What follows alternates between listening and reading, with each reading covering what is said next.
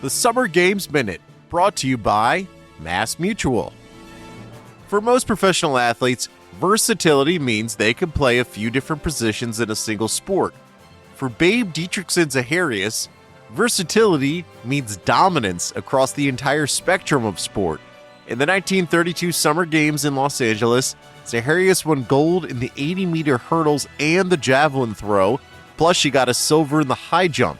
Running, throwing, jumping wasn't enough for Babe, so she became a competitive billiards player, then jumped into professional golf, winning 10 major championships, all the while making a few pitching appearances in Major League Baseball spring training games. Mass Mutual understands the nuances in how women want and need to manage their finances. With quality product solutions and guidance, a Mass Mutual financial professional can help you plan for both short-term and long-term money goals. Learn more and get started at massmutual.com. As you've probably heard by now, we've teamed up with BetMGM this season. We'll be using BetMGM lines to make all of our picks, and we'll have special offers for our listeners each week. If you haven't signed up for BetMGM yet, use bonus code The Athletic, and you'll get a 1-year subscription to The Athletic, plus up to a $1,500 first bet offer on your first wager with BetMGM. Here's how it works. Download the BetMGM app and sign up using bonus code The Athletic. Make your first deposit of at least $10. Place your first bet on any game and claim your voucher for a 1-year subscription to The Athletic. See BetMGM.com for terms. U.S. promotional offers not available in D.C., Mississippi, New York, Nevada, Ontario, or Puerto Rico. Gambling problem? Call 1-800-GAMBLER. Available in the U.S. Call 877-8-HOPE-NY or text HOPE-NY 467-369 in New York. Call 1-800-NEXT-STEP in Arizona. 1-800-327-5050 in Massachusetts. 1-800-BETS-OFF in Iowa. 1-800-270-7117 for confidential help in Michigan. 1-800-981-0023 in Puerto Rico. First bet offer for new customers only in partnership with Kansas Crossing Casino and Hotel. Don't forget, if you haven't signed up for BetMGM yet, use bonus code The Athletic, and you'll get a 1-year subscription to The Athletic, plus up to a $1,500 first bet offer on your first wager. This is the moment. The Bachelorette is back. Yeah! And the power I'm gonna fall in love. is in Jen's hands.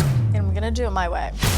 ABC Mondays. Everything about her is great. I feel so special. Jen's looking like a queen. My men are very, very hot. Someone call 911. You are looking so fired. This is the beginning of a new era. The Bachelorette. All new Mondays, 8/7 Central on ABC and stream on Hulu. The Athletic.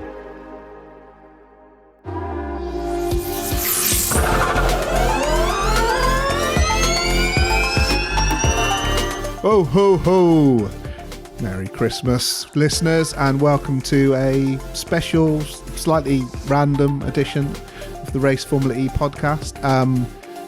In advance, if you are one of those weird motorsport fans that really hates football, then you probably won't like this show particularly.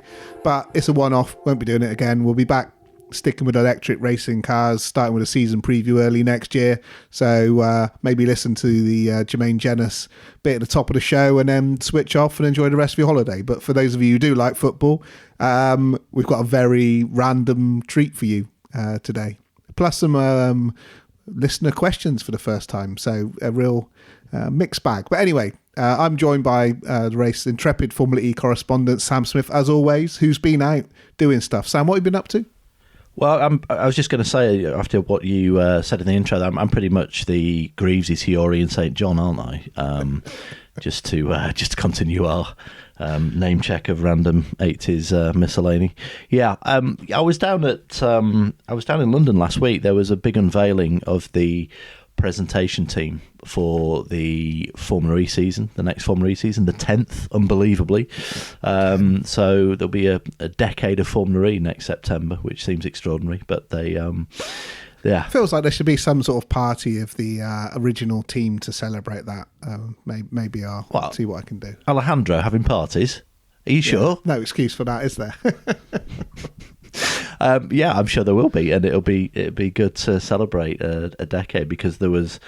What do you reckon the percentage was of people who thought they wouldn't get beyond their first season? I reckon it was. Well, of those of us who were working at Formula E at the time, probably about 99. Yeah, I think it was a decent percentage there. But yeah, they're going to get to 10 years of age, which is incredible and very, very much worth celebrating, I'd suggest. Yeah, absolutely. So, right, while you were there, I believe you actually did some work rather than just enjoying the lovely canapes that they put on. So, what were you up to? Yes, well, I got a chance to speak to former Spurs, Nottingham Forest and Newcastle box-to-box midfielder Jermaine Jenas. I managed to pronounce his surname wrong, of course, and called him Jenas for most of the interview.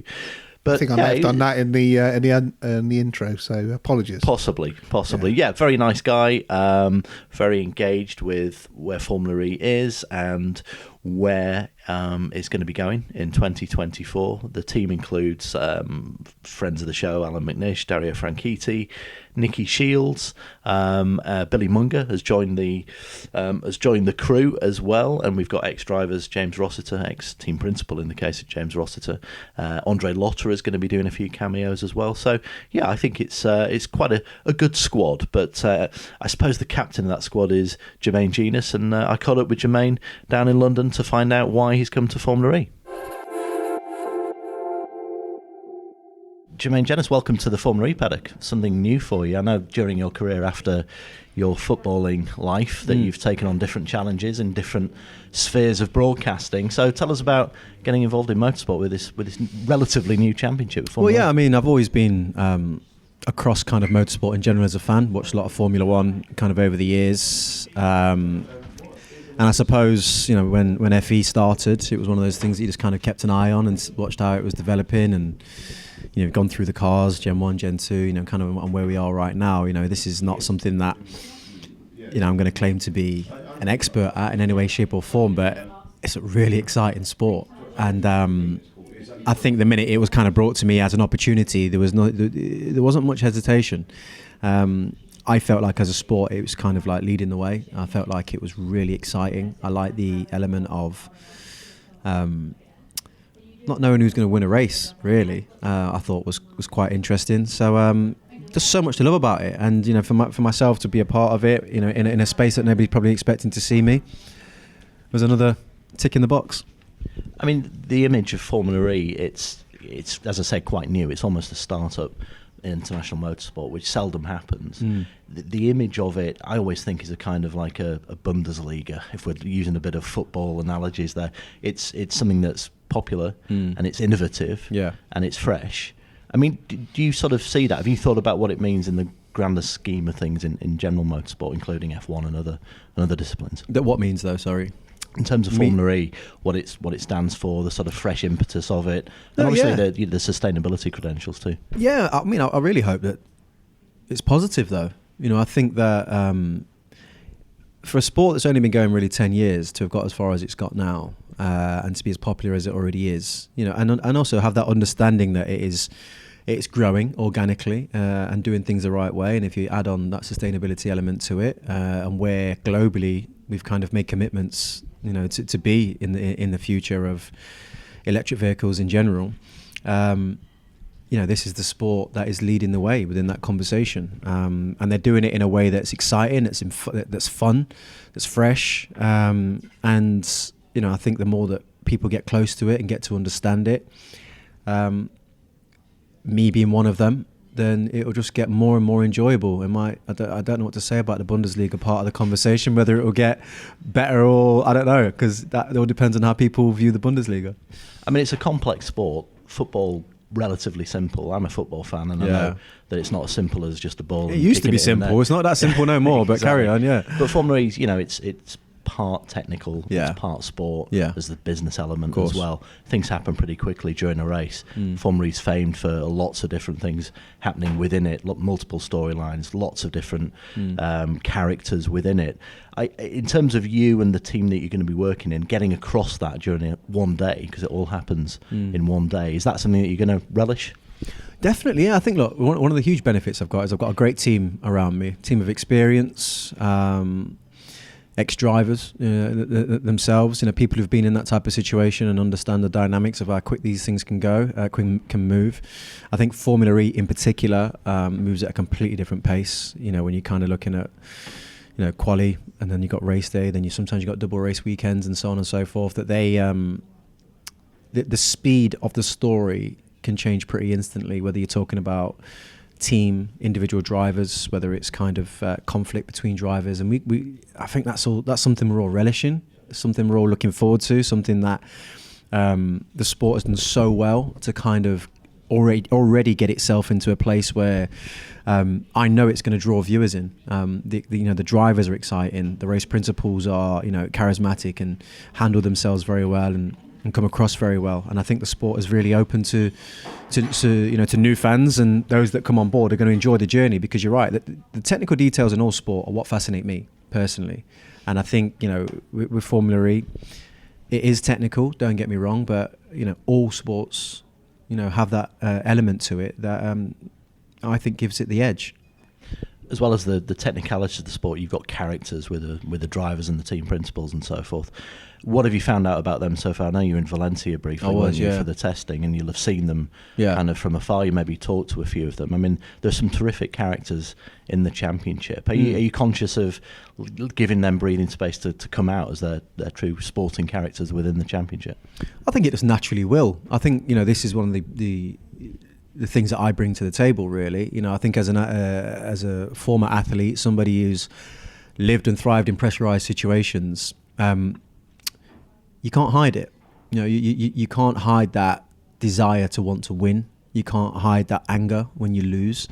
And I'm going to be there to get that out of them, get those feelings out of them, and to follow that journey to whether it's huge success of winning a championship, or even on the other side of the coin, and teams or drivers not being able to achieve what they hoped they was going to achieve. And I think Valencia was an interesting one because from a driver's point of view, there was a couple of them that come running out the paddock and spoke to me about how excited they were that I was going to be joining FE, but then obviously there's still an element of being guarded in a testing weekend where you don't want to give away too many secrets at the same time. So it was a nice balance, I thought. But I think with this new car and how the drivers are talking about it, it feels like it's going to be a really exciting year. Have you assimilated any of those characters yet? I mean, I always think that Dan Ticktum's got a bit of Jack Grealish in him, and he stood out for me. I'm not going to lie. But I instantly liked him. I don't know whether that's because he maybe isn't your typical FE driver or motorsport driver in general, but he's just pure passion, isn't he? And there's no doubt that you could go across athletes all over the world in all different aspects of sport, and you could kind of go, well, if you just dialed that side of him down a bit, then that would help. But nobody knows that. He is who he is. I think he's great for the sport. He's driven. He wants to win. He's been entertaining for me to kind of watch.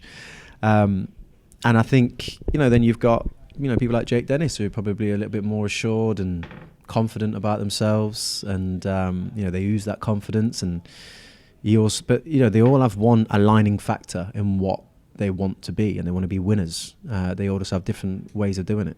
And the great thing about Formula E is you get direct access to the driver radio.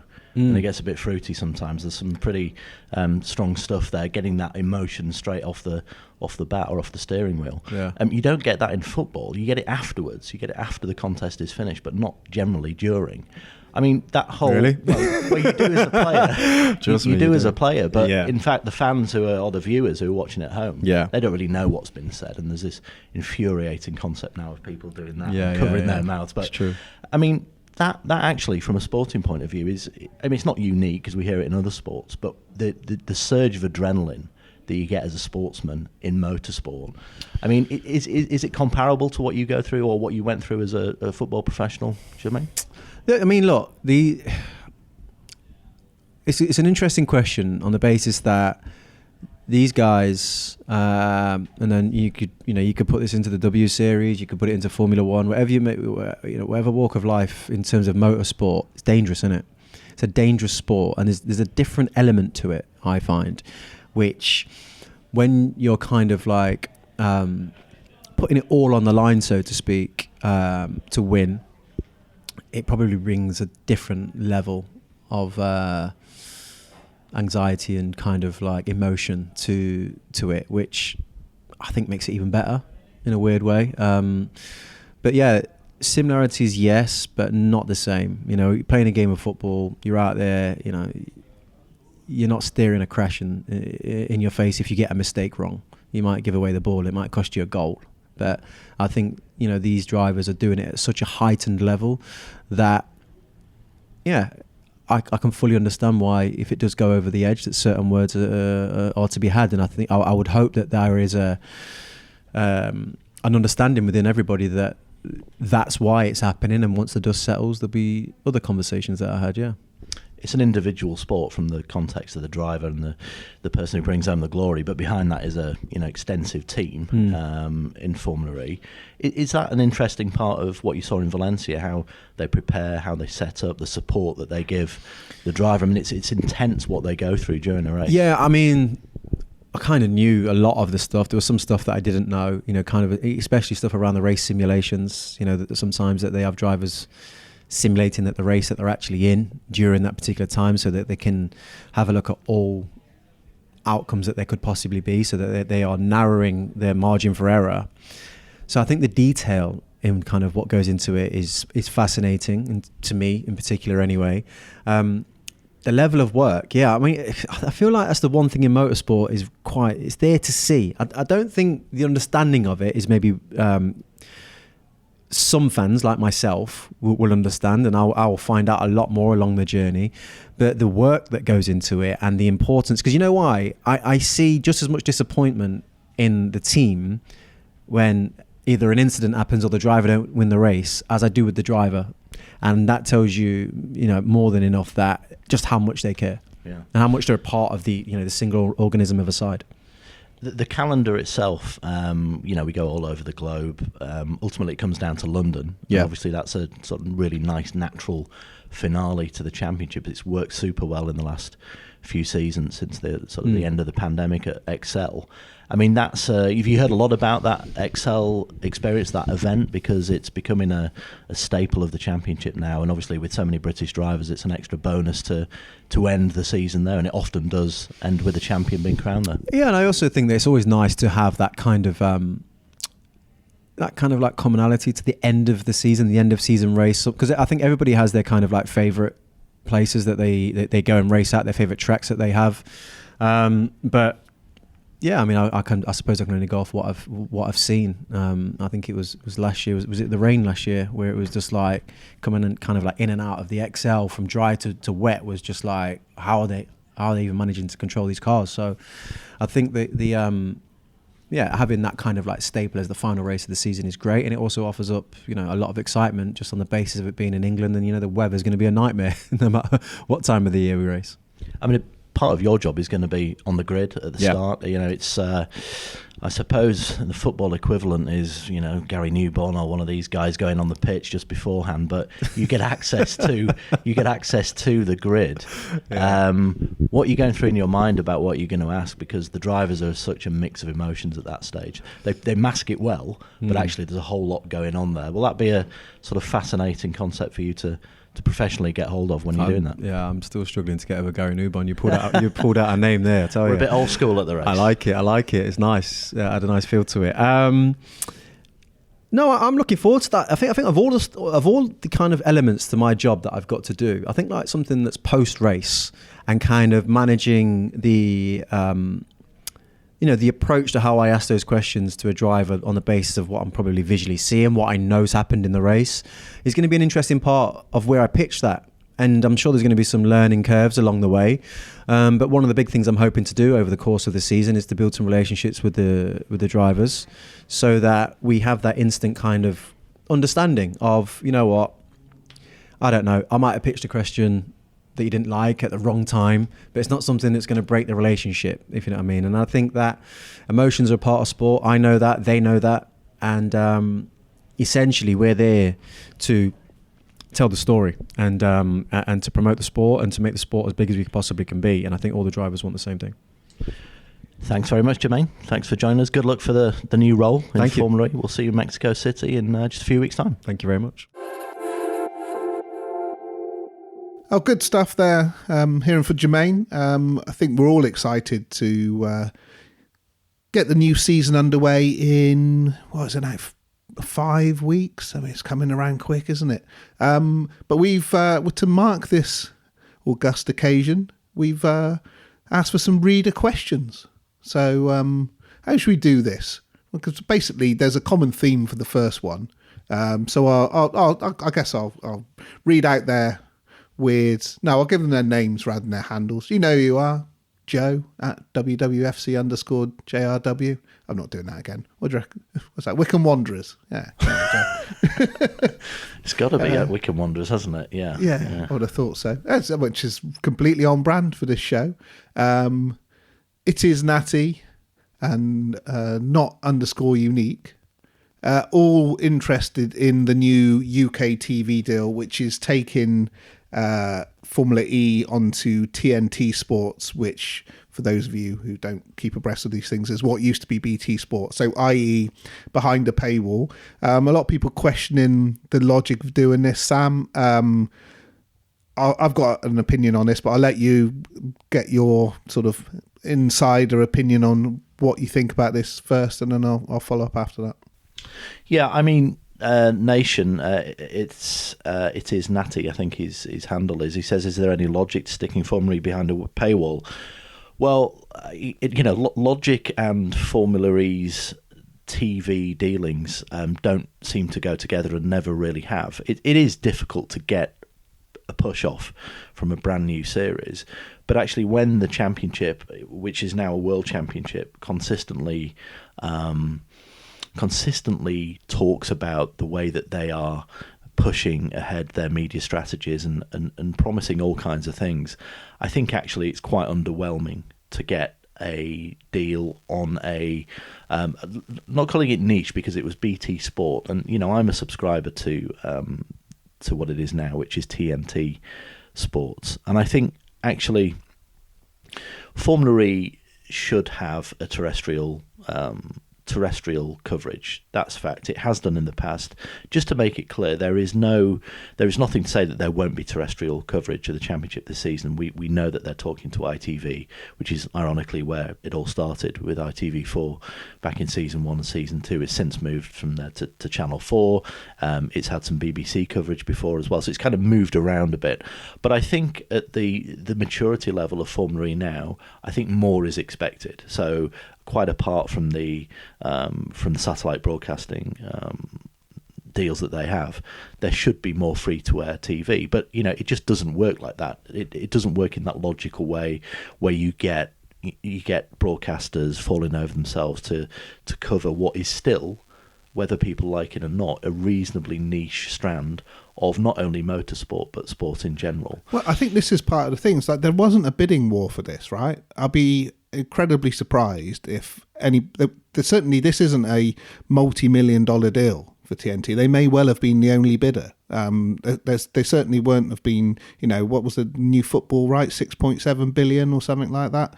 That just isn't the ballpark we're in. And do you remember a couple of years ago, it was on some version of Channel 5.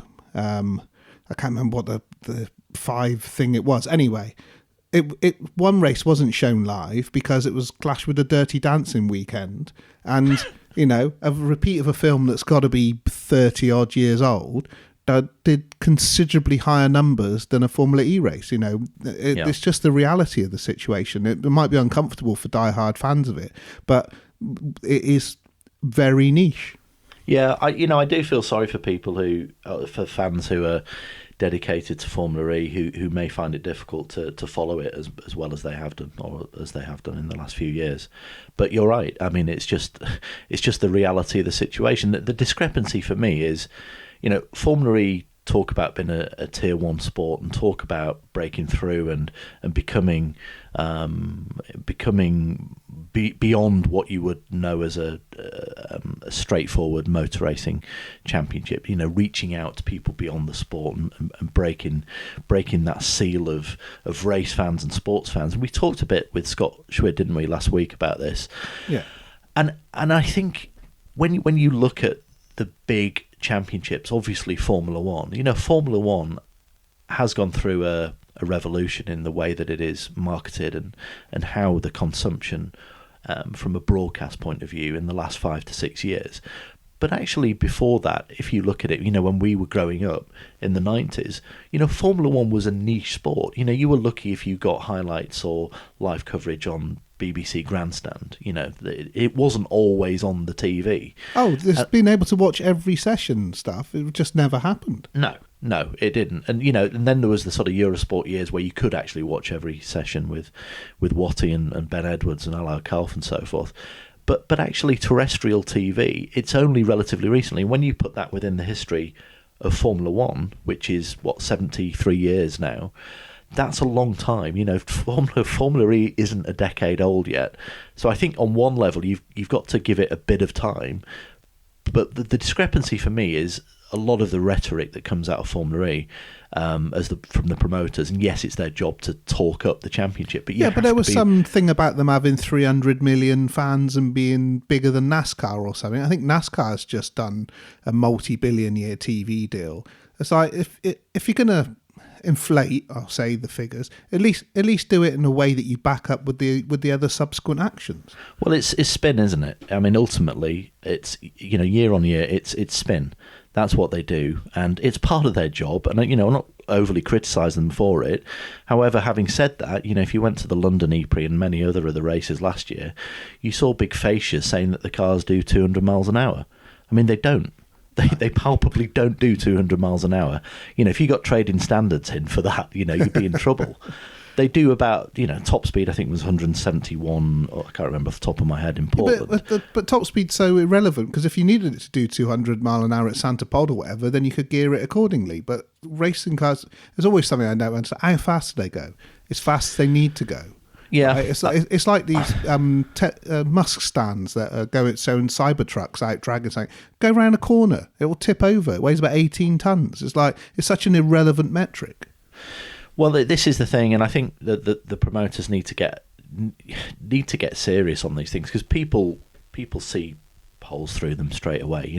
We see it as spin right off. I mean, I can tell you through speaking to some people at Formula E that factually Formula E's audience has declined by 14% year on year. Now, what that is, why that is, who knows? I mean, what they put it down to is a reduction of some of the broadcasting in the largest markets, such as Germany and Italy. Now, we've kind of lost Germany to some extent this year with the ProSieben withdrawal. Hopefully they can find a solution for that. But it's, we're weeks away from the championship now. It puts me in mind a little bit of last season when I had 3 or 4 drivers, certainly 3, and I won't name them because it was a private conversation, who were asking me where their families and their friends could watch the Mexico City race. Because all of this is total, not because there's a really, really easy solution here, right? Stream it on their own YouTube channel and charge people 99 cents, whatever it is, or $1.99 or $4.99 or whatever the price point is. What is the point in negotiating in-market television deals that aren't delivering 8-9 figure deals? They're just not, right. I don't even need to see the numbers to know that that's not what they're being marketed as. Do it that way. I really, everyone tells me linear free-to-air TV is dying. Young people don't watch it, right? They're all watching either Netflix or YouTube services or whatever. Go where the people are. It doesn't add up. Either it's important because that's where people are watching, or it isn't, right? And you will know from your own TV consumption you're not watching. When was the last time you watched anything on Channel 5? I genuinely can't remember, but there you go, right? If you asked your great aunt or someone, there probably is something on there, the World's Wildest Police Chasers or whatever, that she still watches. I don't know, but why not just go the whole hog and do that unlimited across the world. So no matter which market, it's a dark market or what, just put it everywhere on your YouTube channel and market the hell out of it. I don't get it. I don't get why that's not a thing. Well, I don't think many people, when they speak to teams and commercial directors of teams, what comes across pretty consistently is the feeling that the model of doing deals with broadcasters in the way that we've seen recently is just old-fashioned. There is streaming. Discovery are doing some streaming as well as this TNT deal.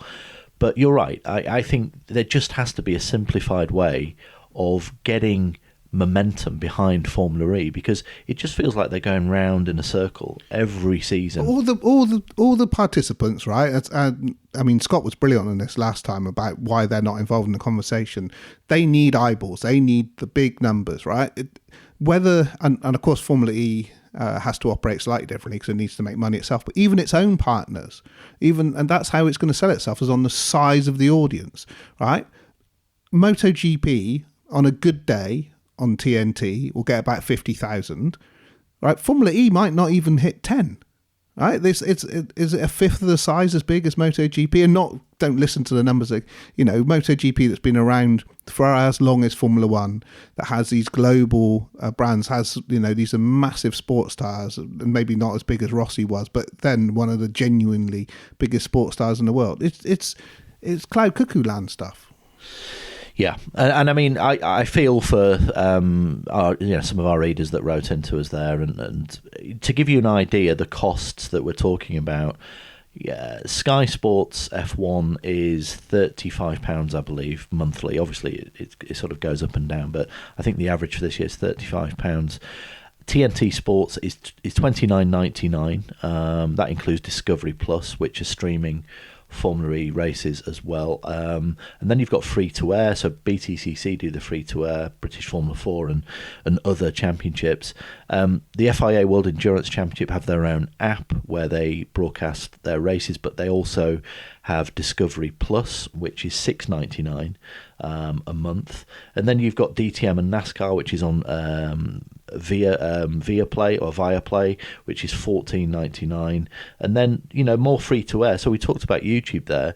IMSA, but free to air isn't strictly speaking free to air, because you still need a TV license, right? Which is going up to £180. Well, true. ELMS and IMSA is exclusive on YouTube as free to air as well.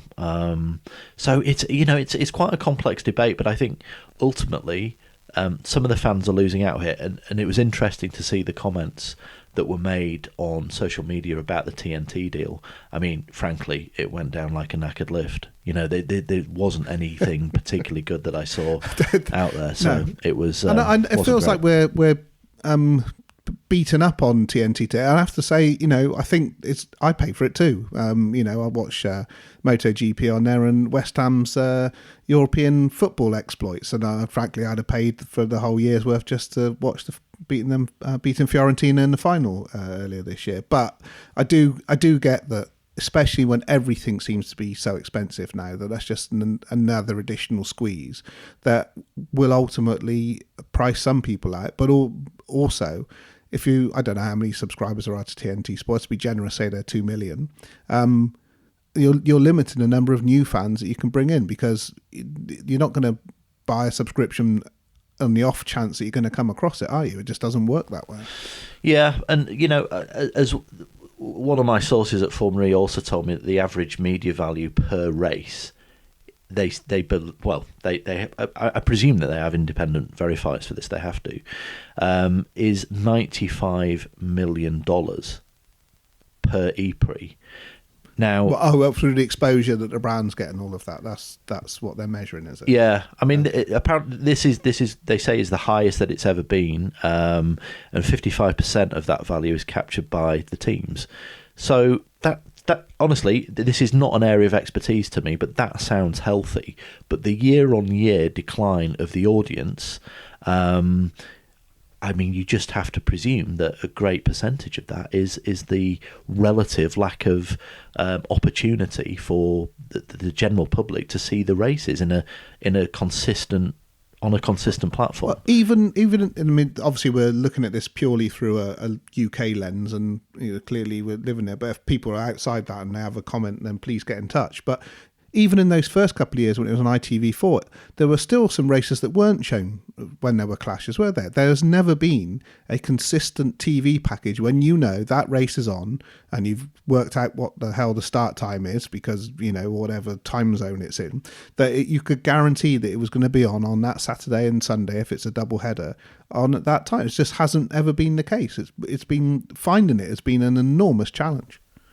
Yes, it has, and that's the big problem. But the overarching thing for me is it's such a shame because Formula E, as we know, is fantastic TV. That is the point, on the nail on the head, right? It is one of the best racing. We all watch different types of racing. We all work in different types of racing. We'll watch. Everyone watch Grand Prix. My relationship with Formula One isn't what it was 5, 10, 15, 20 years ago, but I still watch Grand Prix and I know where to watch it. I will watch a WEC race because I work in WEC as well. But I'll catch highlights after the race. I'll occasionally watch a MotoGP. I'll watch BTCC, and I know every season where I'm going to watch them. Even though I work inside Formula E, I genuinely can't tell you over the last 5 years where it's been because it's changed every year. And that's just a confusing picture. And it's such a shame because the TV production, and we talked about TNT and we talked about Jermaine Jenas and the team. That was world class. All the people at Aurora, all the people with, the North One part of it, they just do an excellent job. It's such a good production, slick production. But people, the maximum amount of people are just not coming as new, new eyeballs to the championship. I just don't see how they're gonna fix that without changing the model that they have. Right, I think we've probably exhausted every avenue on now. I think our opinions on it are clear, and probably an interesting conversations for you to have when you rock up in Mexico. I won't be there, so less difficult for me. Next one from Sarah King. Oh no, it's not. It's sort of. It should. Yes, it's Sarah. It should King. be a king, but it's that's a typo from me, but it's Sarah King at Sarah_King. Well done. Sorry, Sarah, but thank you for your question. She wants to know what the current state of fast charging is and what it's going to do to the race format, which I think is a question that she is not alone in asking, and maybe there's some teams in Formula E that might want to know the answer to that as well. Yeah, she's like amplifying the whole world at the moment with that question. Thanks, Sarah.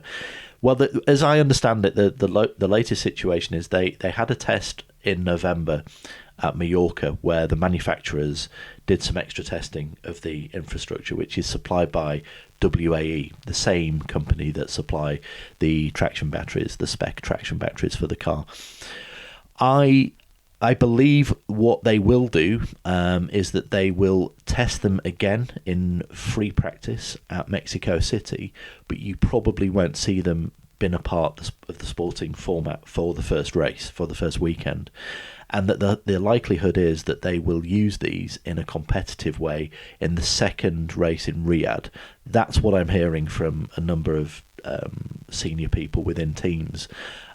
It hasn't been communicated yet. There was nothing at the World Motorsport Council, but there actually doesn't have to be because it's written into the regulations and has been since last year. Actually, last season there was the capability to do it, but the infrastructure wasn't ready for reasons we've talked about many times before. So the high likelihood is that we will see it. The earliest we will see it is the second race in Riyadh, and I think it is the kind of sporting format with the pit stops which will be particularly suitable for double-header races, and we have a number of double-header races, of course, starting with Riyadh. And I'm pretty sure if I was to place a bet, I would say the sensible option would be to use that second race in Riyadh to mix it up a bit and have the debut of these fast charging, and you'll hear the phrase attack charge, which is what it's been called, to have these pit stops and to give the cars an energy boost. So you think we'll have the race. On a double header, for want of a better expression, normal race and then an attack charge race, probably on the Sunday. Yeah, I think so, and that's in keeping with a lot of the let's call it the flexibility of Formula E, which it's had throughout its history, but actually in the last few seasons, we've seen it more and more with things like energy reduction, the usable energy that's allowed for one race and then another race, and even the amount of laps. So last season there was a number of double headers where the distance was longer. So yeah, why not? I think that works. Obviously the big question is going to be, have all the teams had sufficient practice of this? Presently, no. But if they get a shakedown, a couple of free practice sessions in Mexico, and then there's, they can then freight it to Riyadh, and maybe do the same on both days in practice, and even potentially qualify. I know they probably wouldn't use it in qualifying, but they would just get practice with the team. So operationally, get a bit more on it with this infrastructure. Make sure, first of all, obviously, that it's safe and everybody knows what they're doing with it, and then it's reliable and doesn't affect the races because of issues within it. And the format stuff, so it'll be mandatory, right? So you'll have to come in and do a that's right, up for a mandatory length of time as well, and there'll be a window, I guess, in which you'll have to do that. Yeah, there'll be a minimum time, pit stop time, and there'll be windows which will be published before the races. One thing we do know is that the teams won't be able to double stack their cars. So that's written into the regulations. They won't be able to double stack. You'd have to do one car. So essentially, you're going to have to choose, potentially, from a strategic point of view, you may have to favour one driver, which, that's going to go down well, isn't it? And what we do know with Formula E circuits normally being quite short, I mean, I'm not sure what the longest one is at the minute, those pitting are definitely going a lap down, possibly even two, and that's going to cause all sorts of potential confusion in the middle of a race, and going to make the commentators earn their spurs. Yeah, I think that will add another layer of complexity to the races. The likelihood is that on not all circuits, but I think it's probably half the circuits that you're going to go a lap down when you do pit. And then we've talked about this before. I talked to Gary Paffett, if you remember, at Valencia about what the blue flag rules are then. If you hold out for a couple of laps and somebody's pitted and is a lap down, do they have to obey blue flags because they're a lap down, or do you just let them get on with it? That's going to need sorting out, and I know that the FIA are looking into that.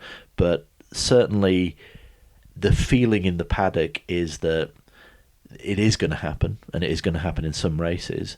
But the general consensus is that actually, because the stops are going to be so long, the dynamism of a Red Bull 2.1 second pit stop or whatever, it's going to look a little bit pedestrian. So how they're going to make it work on TV, I don't know, because the ones that I saw in Valencia were, the driver puts it in neutral, has a cup of tea and a biscuit, and then nothing happens, and there is no. It's just somebody plugging in, literally a plug-in to the back of the. Surely they're going to have some lights, like a battery charger thing on the side that shows how it's filling up, or there's going to have to be something. I mean, obviously, graphics-wise, they can be cute on graphics, but the mere fact is that the cars are going to be stationary for probably at least 30 seconds, which, okay, for WEC and some other disciplines of racing do have that, but of course in those they have a refueling and a tyre stop. Now you can change the tyres in these pit stops, but not at the same time you're charging, of course. So then all of a sudden you're talking about a 50-second pit stop, and in and out as well, you're talking about probably 90 seconds plus. So it's going to be fascinating to see how it happens.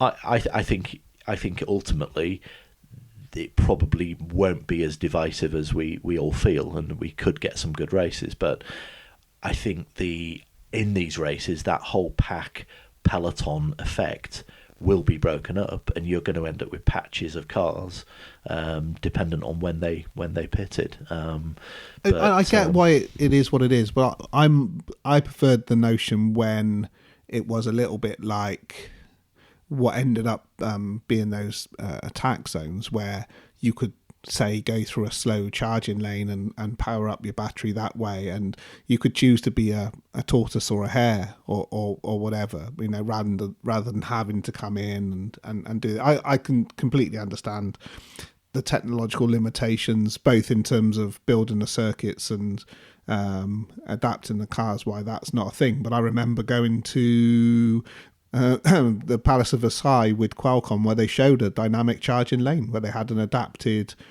Renault Kangoo thing that was going up and down this up to 100 kilometers an hour while charging. And that to me seemed like a genuinely futuristic, and actually segues really nicely into the next question from Kieran at Mega versus Primus, who's asking what changes will Formula E have on other motorsports or the automotive industry as we move on from Gen 3 to Gen 4. And I was imagining, and and I'm sure in places like Neom and other future cities to come, there will be dynamic charging roads. There's no reason why bus stops shouldn't be dynamically charging the buses as they're coming in to stop every 90 seconds or whatever they do, and that would be Formula E and the real world in perfect harmony. Then what do you think, Sam? Are we going to be seeing this much vaunted trickle down? I'm not sure the last time anything came down from an F1 car was probably disc brakes, wasn't it? It's been a long time since there's been any genuine relevance. It was interesting going to Jaguar's new factory a few weeks ago and seeing some of the technology, particularly silicon carbide on the inverters, and that has been a genuine technology which has been accelerated significantly through Formula E and is used. The results of that are used in automotive, and that's a tangible thing. That is a material and a component that is going from race shop to production line. So there are things certainly. I think for Gen 4. The obvious thing is going to be the hike in power. I mean, we're talking 600 kilowatts.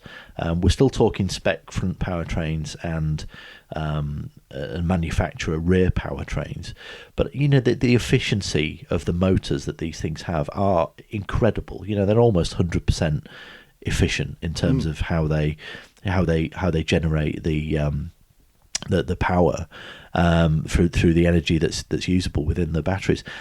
I think Formula E's got a great story to tell in terms of the efficiency angle of their powertrains, but I think a lot more could be done. If you speak to Lucas Di Grassi in particular, he's got a myriad of ideas.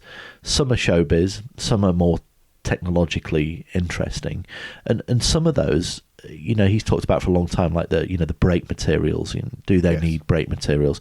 I mean, the great irony, of course, is that Gen 3 didn't initially have rear hydraulic brakes, but then the brakes off. and then of course they from a safety point of view, they needed to have these calipers on the back. So it was a little bit. Yeah, it wasn't fantastic from that point of view, but let's make no mistake about it. These cars are, whether you like the look of them or not, these cars are unbelievable now. They're probably around the pace of a Formula 3 car, but actually the acceleration and the way they go from wherever La Rascasse to Saint Devote, when you're up close, they're quick enough. These things are plenty quick enough. And when you look at what Gen 1 was like when we went to Donington in 2014. That first test, I don't think you weren't there for the first test at 130. I've seen a cycling peloton that was going along quicker than some of those cars were moving. It was a genuine concern. So I think the advancement, not just from Gen 3 to Gen 4, if Formula E stays stable, and it picks up some momentum from the sort of post-pandemic spike, the actual zenith of Formula E for me was that season 5 and going into season 6, and then the pandemic happened. If they get back to that kind of level of interest and they maintain manufacturer input and they keep to the roadmap and they have the correct suppliers, we're going to come on to the news about the new suppliers, and they have progressive companies such as Bridgestone who are coming in, and they address the vehicle dynamic elements so that the tyres are not as rock hard and that they actually free up a bit of the pace, then on one hand it's going to be fantastic, and these things are going to be so quick and they're going to be F2 level pace for sure, at least. And then the the possibility of getting quicker, generation to generation, you're going to have an incredible championship. The key to it is going to be keeping the calendar stable, because these things are going to outgrow some of the tracks that they're on now. And if you look at Rome, the question is, has it outgrown Rome? We talked about this. I think there's a little bit of artistic license in the reason that Formula E isn't in Rome this year. But let's hope that we can get genuine city street tracks that are safe enough. Look, if Formula One can race in Singapore, in Miami, in Monaco, what are the street tracks? Las Vegas, Jeddah. Jeddah was panned, wasn't it, for it being a dangerous racetrack? Well, I think it's going into the whole danger thing. Motorsport is dangerous, anyway. Let's not go down there. Let's say Formula E is on Formula 2 pace. There is no reason that it can't go to Rome, right? You've got that corner, okay. The F3 cars still managed to race around Macau properly. And Po. If you've ever been to Po, you've ever been to Macau, having Formula 3 cars around there is mental. It's great. And brilliant for it, and it separates, the good from the bad. It does. And occasionally there's a big accident, but accidents do happen in motorsport. It is occasionally part of the racing. You've just got to maintain the current safety standards, which the FIA are doing and all the suppliers are doing. And at the end of the day, the fact is that Formula racing has been the safest it's ever been, and it will maintain that and will get safer. So actually, I think Formula E can have a genuine good mix of city centre street tracks and occasional permanent facilities. I just think that is intrinsic to how it's going to be positioned and how it's going to race in the future. We love talking stats here at The Athletic. Here's one that's super simple to remember. Discover automatically doubles the cash back you've earned on your credit card at the end of your first year with Cash Back Match. That means with Discover, you could turn $150 cash back to $300. That's right. You could put it towards some memorabilia you've had your eye on, or treat yourself to a premium sports network. You earn and Discover doubles. See terms at discover.com/credit card. We'll get back to the pod in a moment, but first of all, let me tell you about Grammarly. Email, Google Docs, Slack, you write across multiple platforms and places during your workday, so delivering consistent, high-quality communication everywhere is key. Grammarly is an AI writing partner that helps you get work done faster with high-quality writing for better projects, proposals, presentations, and more. Best of all, Grammarly works where you work, so you can get more done no matter what tools you use. As a journalist and podcast host, I'm constantly writing and rewriting copy and drawing up scripts. It's part of the job, and Grammarly helps make it faster. It's got some really cool features like tone suggestions to help you strike the right balance between direct and friendly in work emails. Plus, Grammarly has a ton of other great features like advanced spelling, grammar, punctuation, and conciseness suggestions to ensure your writing is professional, mistake-free, and clear. Get AI writing support that works where you work. Sign up and download for free at grammarly.com/podcast. That's GRAMMARLY.com/podcast. Easier said, done.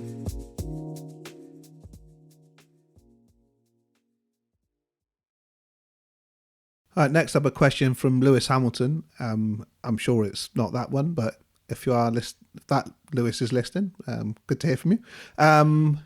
Can we expect to see any support series / races in the near future? And we probably can. Off you go. Yeah, good question, Lewis. We ask it every season. We had the Jaguar I-Pace series, which ran for a couple of years, didn't we? There was talk of a potential Porsche series as well. That didn't really get off the ground. It was just talk. We had the I can't remember the name of it now. The one where you nicked my drive in Buenos Aires.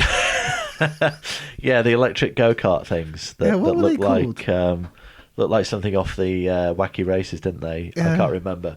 No. But it was my if you can find the video from the Long Beach race there, seek it out because it's got the most fantastic jump start, 95% of the field jump to start, B, corner cut in the first corner, where I think every single person in the race cuts the first corner. It's absolutely hilarious. Yeah. To be honest, Dilbagh Gill, the former team principal of Mahindra Formula E team, has started up a new initiative called Formula G, which is attempting to be a feeder series for Formula E. So junior single-seater electric race cars, and he is building that presently with a view to racing in 2025.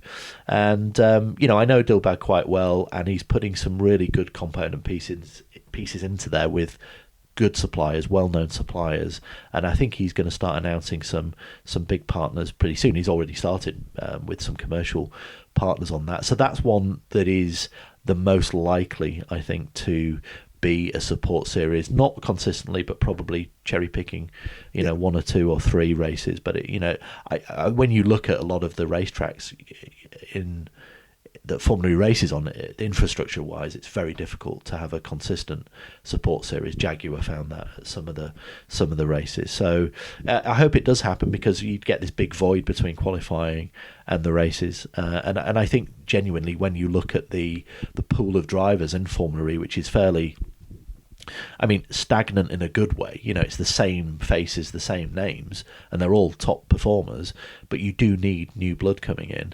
And apart from the odd flash of, Drugovic or Schwartzman rookie tests, there isn't a feeder series that is allowing drivers to get all electric racing experience, and Dilbagh's onto something there, isn't he, with trying to get that together? Yeah, I hope so. I think if it's successful in all its aims, it works on multiple levels as well, because it becomes sort of a breeding ground for young engineers as well, because obviously, electric motorsport does have some quirks of its own, and finding a way to bring that talent pool to life, and it's got some very laudable diversity aims as well, so we will hopefully see a little bit more representation there as well.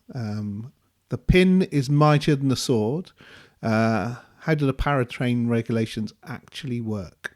If a 12th non-manufacturer team wanted to join, would they have to use the ERT powertrain, or could they let a Jaguar or whoever supply them if they wanted? Yeah, good question. I'll call it Dorian. I presume it's a she, might not be, could be a he. Good shout out for Dorian Pin there, who I've enjoyed watching this year in WEC. She's been fantastic. But yeah, good question. So how does it work? Well, you have to register as a manufacturer. So you go through a registration process. It's interesting at the moment. So you have Nissan, you have Porsche, you have Jaguar, you have Mahindra, you have DS, and you have ERT, or Neo 333 as they were registered as. The team has changed its name to ERT. Maserati has a special kind of understanding, let's say, that they are a manufacturer when essentially they're not. They are using the DS performance hardware, so that's a little bit confusing, but it's a special clause within it. But they're within the same family, aren't they? So they're through those Stellantis. rules, Nissan could call their one Renault if they wanted. They just choose not to. So theoretically, if a 12th team came in and got the 12th slot to make it 24 cars on the grid, they would not have to use the ERT powertrain. They would have the same choices as everyone else on the grid. So they could do a deal with any of those 6 manufacturers that I mentioned that are registered manufacturers. And each manufacturer isn't capped at supplying one team. They can, if they have the resources to do it, supply 2 teams. So interestingly, the Apt team, the Apt Cupra team, presently is with Mahindra, of course, for the second season of the Gen 3 homologation. They are talking to other manufacturers about changing from Mahindra to another manufacturer for the 2 years that finalise the Gen 3 era. So it is complex in a way, because you can do the deal. The manufacturers have to do the deal, but of course, from is a that set minimum point of view, price thing still in there? Yes, it is. Yeah, there is capped at how much they can charge. There is a price cap. So, but the second team, they don't have to do a deal, is my understanding of it. There's a kind of very nuanced paragraph in the manufacturer registration details which covers this. So the first manufacturer they have to do a deal with in the price cap. The second is less advantageous. So actually, if you're going to be the 12th team and you're going to come on board in Formula E, it is a bit more of a hostile environment, let's say, because you could go with ERT if you can do a deal with them, but it is financially better to do that. But actually, going with another manufacturer would be a tougher deal, let's call it, because they're not beholden to the regulations of going with a team initially. So you would. I'm not saying you get poor treatment, but it just wouldn't be as good a deal as it would be for their nominated first manufacturer.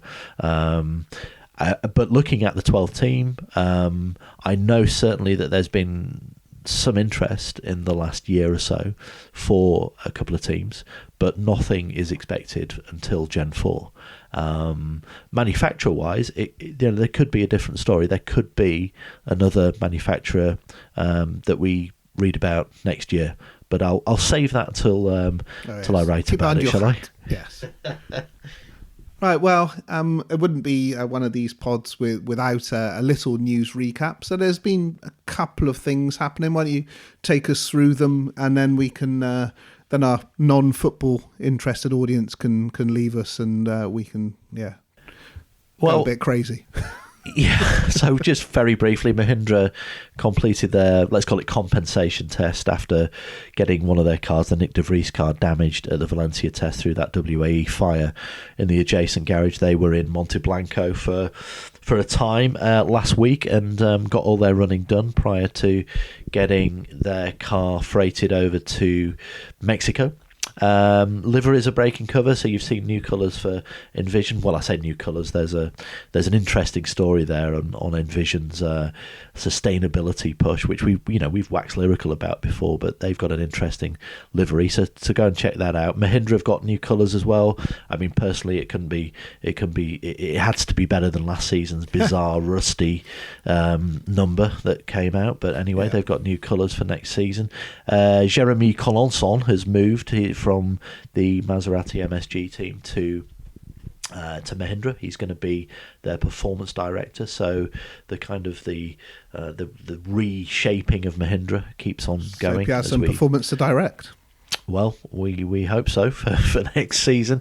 Bridgestone, I mentioned Bridgestone earlier. They're back in racing with the Gen 4 tender winning bid, which they got for the next iteration of the rule set. Oh, that's amazing. So they will take over from Hankook. First time Bridgestone have been back in international World Championship single-seater competition since 2010, which is when Pirelli took over the Formula One contract. So it's going to be interesting, and maybe there is a very natural Tokyo E-Prix sponsor there, you would imagine, or certainly someone of interest for the Formula E to talk to about Tokyo and their sort of legacy after next year's inaugural race. Andre Lotterer is one of the two reserve drivers for Porsche.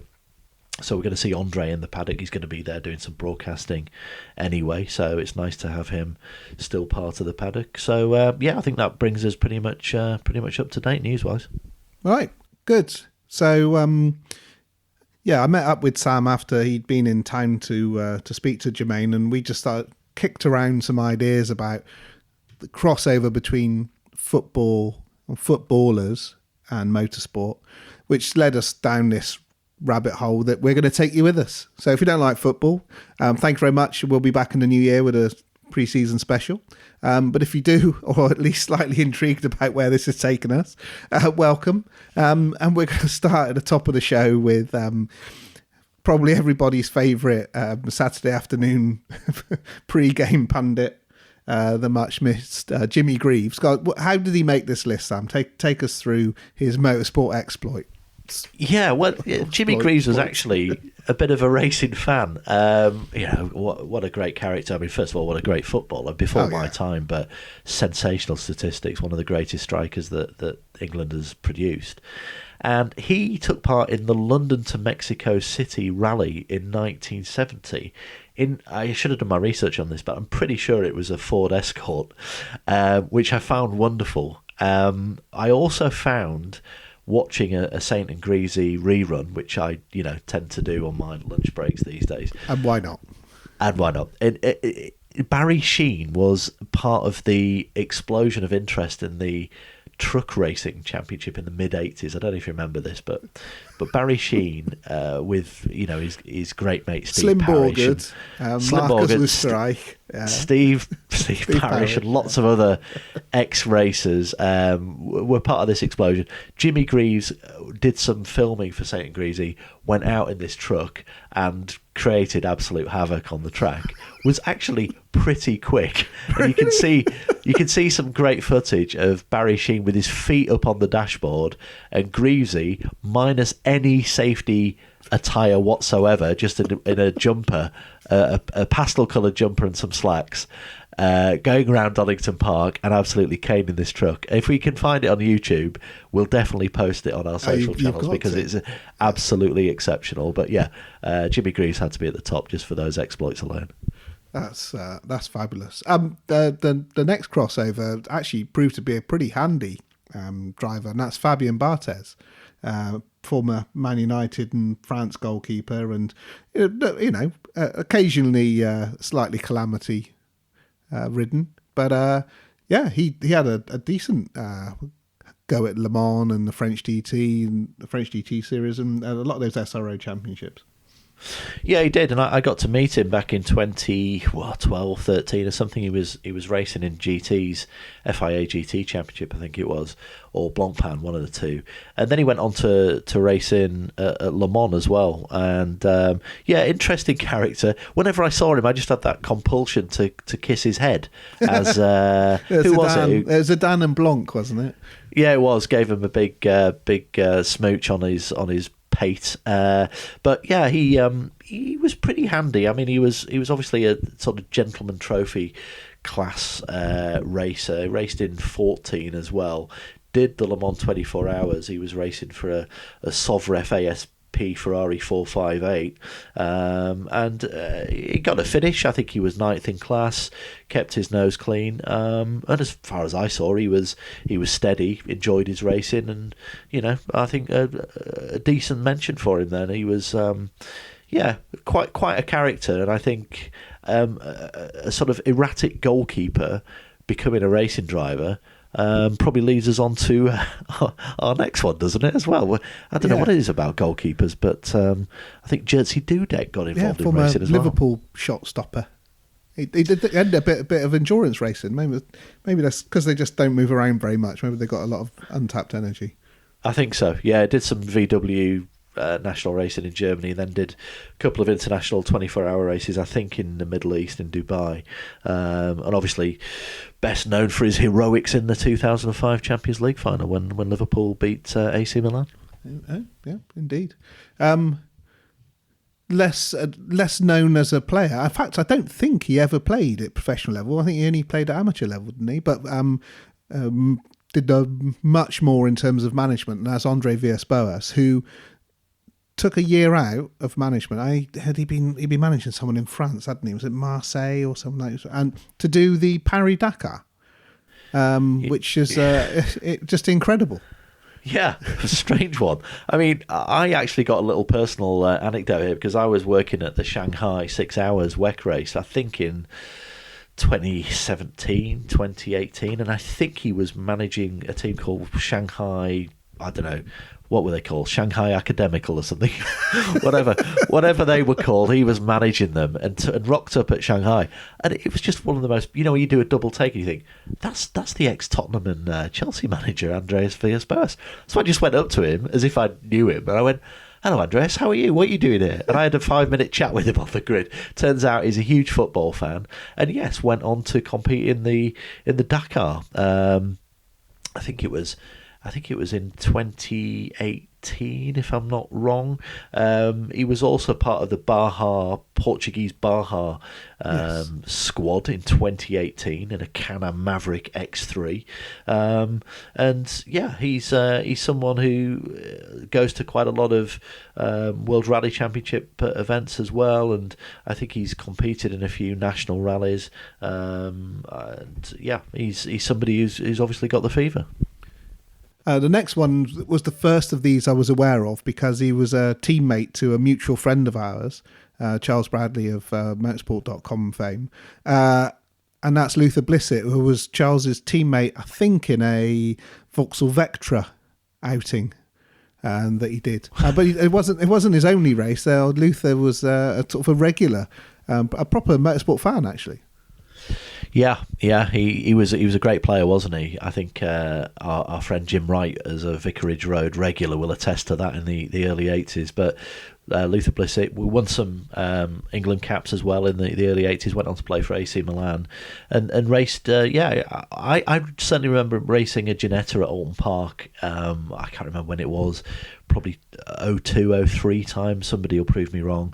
And then he set up a team and initiative with fellow strikers, John Barnes and Les Ferdinand. Of course, he played with John Barnes at Watford, and but it was called Team 48. But I think it kind of fizzled out, didn't it? I don't know what happened to that. Did they ever actually run a race? I remember it sort of being announced, and they maybe did some tests, but I'm not sure it ever raced it. Who knows? I don't. I just remember it being announced and then nothing much becoming of it. It's but of course, like we haven't researched this properly, Sam. Luther Blissett's halcyon days was a coach briefly at the mighty York City, which happened around about 2005, I think, and lasted about 3 weeks. But it was good while it lasted. Anyone else you want to mention? Actually, yeah, it's a good one. It's a little bit tenuous, but Jan Mardenborough's old man. Jan Mardenborough, of course, who has a film based on him this year, of course, had a big year, and had this extraordinary story of going from a gamer to a racer, somebody who raced consistently at Le Mans and in Super GT in Japan, and has had a very good career as a racing driver. His dad, Steve Mardenborough, is I remember watching him when I was spectating at York City in the 1980s, playing for Newport and Swansea and various other teams. Oh, the lofty heights of York City fandom takes you to. Yeah, and I just remember that speaking to Jan actually about his dad a few years ago. Jan, of course, sometime Formula 3 test driver. Yes, of course. Yeah, he did some testing, didn't he, with Nissan. Lovely guy. And I never met his dad, but always wanted to, just to talk about turgid 0-0s at Bootham Crescent on a wet Wednesday in 1986, when he was playing for Newport. Finished his career at Haverford West County, VDB. As you do, yeah.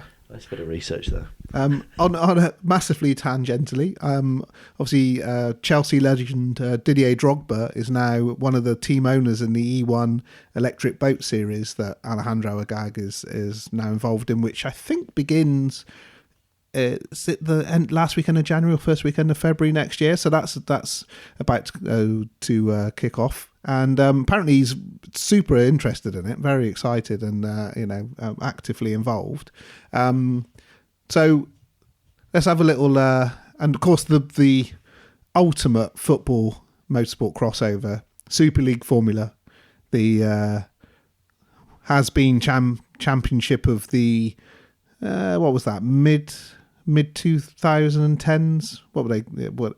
And, and no, I think it's 2008 was the first season, wasn't it? So late noughties, early tens, and of course when Formula E came off, the failure of A1 GP and Super League was very much in people's minds, and I think added to the cynicism about the longevity of Formula E, which, as we said right at the top of the show, 10 years in, is absolutely defied those odds. But 4 drivers have raced in Super League who went on to race in Formula E. Can you name them, Sam? Let me think. Neil Jardy for sure. Yeah, a couple of starts for probably FC Basel, I'm guessing. Yeah. Funtime Frankie Montani. race winner in Super League Formula. They were good cars, those things. V12. Elan Motorsport technology, wasn't it? That's it. Yeah. Made a great noise.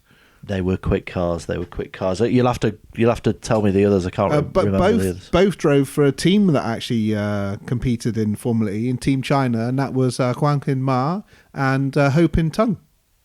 Ho Pin did. Yeah. And he won a race as well. Did he really? He certainly did. What a great guy Ho Pin Tung was. Fantastic chap. Successful businessman now as well. I think he does a bit of broadcasting on Dutch TV as well. So I miss chatting with Ho Pin. Lovely guy.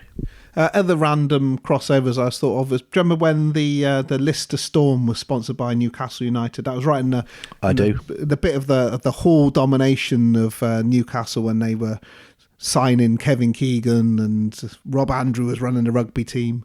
And Kenny Atchison. Yes. Kenny Atchison was in it. Tiffany Dell. Yeah, that's right. Yeah. Fabulous sounding thing. I saw that at Goodwood a couple of years ago. Absolutely ferocious. And then I've got this really random memory, and if anyone listening can corroborate this, I'll be absolutely amazed if anyone other than me even remembers it. But there was a short-lived series called World Series Lights, which was like the feeder category to the World Series by Renault, as it was at the time. And there was a car that was sponsored by AC Milan in it, linking back to good old Luther Blissett there. And I'm pretty sure it's the one raced by Julian Vido, who is very much in the Spinal Tap Where Are They Now column. But if anyone else can remember that, I searched around, I could not find any pictures of it, but I'm sure I didn't make it up. Well, that is the niche of the niche, isn't it? No, I've got something even nicher. So my favourite, I covered the DTM. Well, actually, I covered the F3 Euro Series for a few years in the early 2000s. Amazing years like Kubica, Rosberg, Hamilton, and some genuinely amazing drivers. And there used to be a football tournament organised on the Zeppelinplatz. So if you know your Norris ring, then you understand the significance of that. And the journalist team would called the Papier Tigers, and they would go up against Mercedes, Audi, and it had been Opel. When Opel left, BMW took over because there was Formula BMW on the support series.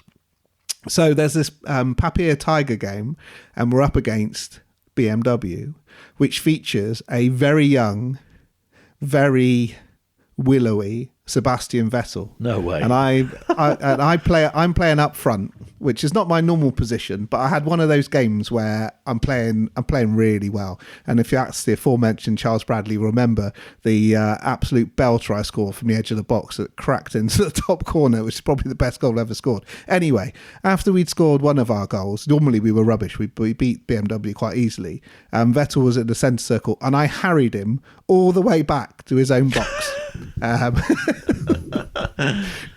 Which is just one of those memories that stuck there. But I basically the first met Vettel when he was 15 and was winning everything, and I always admired him. Is that your multi-21 moment? It was certainly me. I was like, in the style of I don't know, for a Rovers fan, John Taylor or one of our less cultured forwards. I sort of put myself about a bit. Excellent. I think it's worth telling the listeners that this self-indulgent nonsense will be gone in the new year, and we'll be back with us. This is never happening again. Never ever happening again.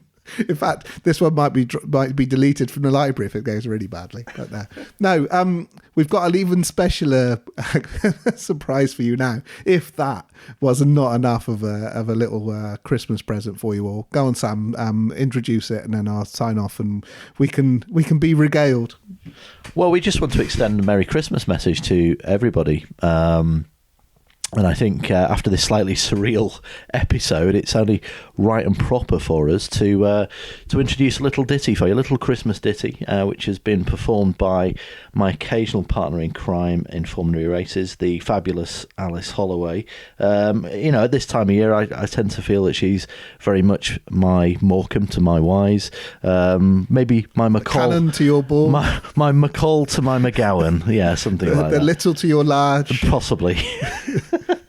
Hail or pace, I'm not sure which is the better one to be. Let's just keep it with the Morecambe and Wise as it's a season's greeting. So, Merry Christmas to everybody, and take it away, Holloway. Dashing through the grid in a weird-looking Gen 3 sleigh. Over the curbs they skid, crashing all the way. Cass and Mitch have the bling, making big cat spirits bright. What fun it is to glide and sing an happy song tonight. Electric cells, electric cells, electric all the way. Oh, what fun it is to slide on a rock hard ties today. Hey, electric cells, electric all the way. Oh, what fun it is to slide on rock hard ties today. The Athletic.